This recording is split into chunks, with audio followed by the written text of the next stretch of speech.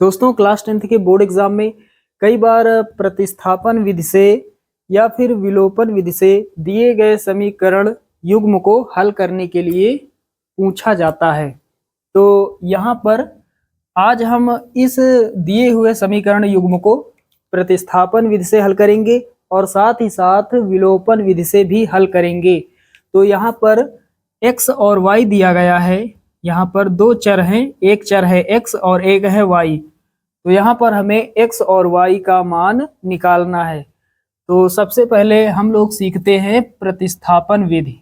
दोस्तों प्रतिस्थापन विधि में हमें करना क्या होता है, दिए गए समीकरण युग्म से, यानी या तो ये वाला समीकरण आप ले लीजिए या फिर दूसरा वाला, इन दोनों में से कोई भी आप ले सकते हैं। हमें यहाँ पर किसी एक समीकरण से किसी एक चर का मान निकाल लेना है और अगले समीकरण में रख देना है। चलिए यहाँ समझते हैं। तो हमारे पास पहला समीकरण है x + y = 5 और दूसरा समीकरण है 2x - 3y = 4। तो सबसे पहले हम इसे समीकरण 1 मान लेंगे और इसे हम मान लेंगे समीकरण 2। उसके बाद एक समीकरण ले लेते हैं। चलिए ये पहला वाला ले लेते हैं। तो यहाँ पर दोस्तों लिखेंगे समीकरण 1 से, समीकरण 1 हमने लिया है तो लिखेंगे समीकरण 1 से। समीकरण 1 हमारे पास है x + y = 5। यहाँ पर दो चर हैं, एक चर है x, एक है y। यहाँ पर किसी एक चर का मान हमें निकाल लेना है। तो चलिए y का निकाल लेते हैं। तो y को इधर रोकेंगे और बाकी जो कुछ भी है इधर भेज देंगे। तो x इधर है, प्लस का बराबर किस तरफ आएगा, 5 के पास आएगा, माइनस का हो जाएगा। 5 के पास x आएगा, माइनस का हो जाएगा। इसे अब मानेंगे समीकरण 3। तो y का मान हमें प्राप्त हुआ 5 - x। ये जो y का मान है समीकरण 1 से हमने निकाला है। अब y का जो मान है समीकरण 2 में रखेंगे, 1 में नहीं रखेंगे क्योंकि इसी से हमने निकाला है, इसमें रखेंगे। तो यहाँ पर लिखेंगे y का मान समीकरण 2 में रखने पर, समीकरण 2 हमारे पास है 2x - 3y = 4। यहाँ पर दोस्तों y का मान रख देते हैं। तो पहले 2x लिखेंगे, माइनस लगाएंगे, 3 लिखेंगे, y यहाँ पर है तो y का मान हमें रखना है 5 - x, छोटा ब्रैकेट बनाएंगे, 5 - x = 4। अब हल करते हैं। 2x पहले हो जाएगा, -3 का गुणा 5 से होगा, 5 × 15 हो जाएगा। उसके बाद माइनस माइनस, यहाँ पर ये माइनस है, माइनस माइनस प्लस होता है, 3 का गुणा x से होगा, 3x हो जाएगा = 4। अब हल कर लेते हैं। 3x यहाँ पर है, 2x यहाँ पर है, 5x हो जाएगा। उसके बाद दोस्तों माइनस का 15 है, 4 के पास आएगा, बराबर के इस तरफ आएगा, प्लस का 15 हो जाएगा। तो 4 + 15, 15 + 4 कितना हो जाएगा, 19 हो जाएगा। तो x का मान कितना हमें मिलेगा, 5x = 19, 5x = 19। x बराबर 5 गुणा कर रहा है, इधर भाग करेगा, 19 के बटे में 5 हो जाएगा, 19/5।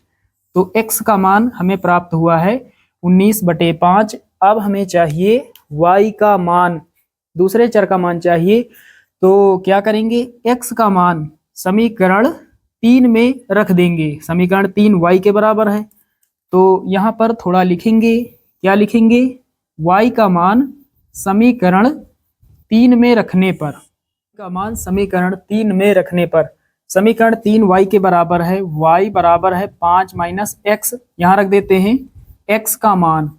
तो y बराबर 5 लिखेंगे, माइनस x का मान है 19/5, 19/5। चलिए अब इसे हल कर लेते हैं। तो y बराबर 5 × 5 = 25, 25 में घटाएंगे 19, 6 बचेगा और नीचे कितना, 5। तो दूसरे चर का मान अर्थात y का मान कितना हो जाएगा, 6/5। तो साथियों इस तरह से आपको प्रतिस्थापन विधि से हल करके x और y का मान निकालना होता है। y का मान 6/5 और x का मान 19/5। चलिए अब हम लोग सीख लेते हैं विलोपन विधि। तो हमें समीकरण युग्म दिया गया है, पहले लिख लेते हैं x + y = 5 और 2x - 3y = 4। दोस्तों विलोपन विधि में हमें करना क्या होता है थोड़ा जान लेते हैं। विलोपन विधि में हमें किसी एक चर के गुणांक बराबर कर लेना है। यहाँ समझते हैं, जैसे यहाँ पर x के गुणांक हम बराबर करना चाहे तो कैसे करेंगे। यहाँ पर x के बगल में 2 है, x का गुणांक 2 है, यहाँ पर x का गुणांक 2 नहीं है। 2 यदि यहाँ पर आगे हो जाए तो दोनों बराबर हो जाएंगे। तो x का गुणांक बराबर करने के लिए इस समीकरण में हम 2 से गुणा करेंगे, इस वाले समीकरण में। और यदि दूसरे चर यानी y का गुणांक हम बराबर करना चाहें तो यहाँ पर y का गुणांक कितना है, 3 है, यहाँ पर 3 नहीं है। तो इस वाले समीकरण में हमें 3 से गुणा करना होगा y का गुणांक बराबर करने के लिए।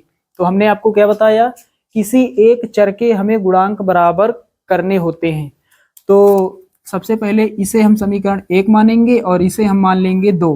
दोस्तों यहाँ पर हम x के गुणांक बराबर करने जा रहे हैं, आप y के भी गुणांक बराबर कर सकते हैं। तो यहाँ पर इसके आगे 2 नहीं है, x के आगे, तो यहाँ पर लिखेंगे समीकरण 1 में 2 से गुणा करने पर। चलिए समीकरण 1 में 2 से गुणा कर देते हैं। पूरे समीकरण में 2 से गुणा होगा, यहाँ पर, यहाँ पर, यहाँ पर। तो 2 का गुणा x से होगा 2x हो जाएगा, प्लस 2 का गुणा y से होगा 2y हो जाएगा, बराबर में 2 का गुणा 5 से 2 पंचे 10। अब इसे हम मान लेंगे समीकरण 3। दोस्तों 2x के आगे प्लस है, यहाँ पर 2x के आगे प्लस है, दोनों के साइन बिल्कुल एक जैसे हैं। तो हम समीकरण को घटाते हैं ताकि 1 माइनस में हो जाए। समीकरण 3 में 2 को घटा सकते हैं या फिर 2 में 3 को। चलिए 3 में 2 को घटा लेते हैं, तो यहाँ पर लिखेंगे समीकरण 3 माइनस 2। समीकरण 3 में 2 को घटाने पर तो हमारे पास समीकरण 3 है 2x प्लस 2y बराबर में 10। और समीकरण 2 हमारे पास है, क्योंकि हमें घटाना है समीकरण 2 को। 2 हमारे पास है 2x माइनस 3y बराबर में 4। चलिए दोस्तों अब घटा लेते हैं। घटाने पर साइन बदल जाते हैं, चिन्ह बदल जाते हैं। 4 के आगे प्लस है तो माइनस हो जाएगा, 3 के आगे माइनस है तो प्लस हो जाएगा, यहाँ पर 2 के आगे प्लस है तो माइनस। 2x माइनस का और ये ऊपर प्लस का कट जाएगा, प्लस माइनस का, प्लस का 3y प्लस का 2y, 3 प्लस 2 कितना हो जाएगा 5y, बराबर का साइन। 10 में घटाएंगे 4, 6 बचेगा। y का मान निकालना है, y बराबर कितना हो जाएगा, 5 गुणा कर रहा है, इधर भाग करेगा, इधर जो संख्या है 6 इसी के नीचे हो जाएगा 5। तो y का मान हमें प्राप्त हो गया। अब हमें चाहिए x का मान। तो x का मान कहाँ से मिलेगा, y का मान समीकरण 3 में, 2 में या फिर 1 में रखकर हम x का मान निकाल लेंगे। तो चलिए समीकरण 1 में रख देते हैं, क्योंकि ये समीकरण छोटा दिखाई दे रहा है। हमेशा आपको छोटे वाले समीकरण में ही मान रखना है। तो यहाँ पर लिखेंगे y का मान समीकरण 1 में रखने पर। y का मान समीकरण 1 में रखने पर समीकरण 1 हमारे पास है x प्लस y बराबर में 5। हमें चाहिए x का मान, तो x को इधर रोकेंगे, y को इधर भेजेंगे बराबर की इस तरफ। प्लस का है y, इधर आएगा 5 के पास, माइनस का हो जाएगा। अब यहाँ रख देते हैं y का मान। तो पहले 5 लिखेंगे माइनस, y का मान है 6/5, 6/5 तो कितना हो जाएगा 5 पंचे 25, 25 में घटाएंगे 6, 19 बचेगा और नीचे कितना 5। तो दूसरा जो चर है यानी x का मान कितना हो जाएगा 19/5। हमने समीकरण युग्म को प्रतिस्थापन विधि से हल किया और विलोपन विधि से हल किया। आंसर बिल्कुल सेम आया है और आएगा भी।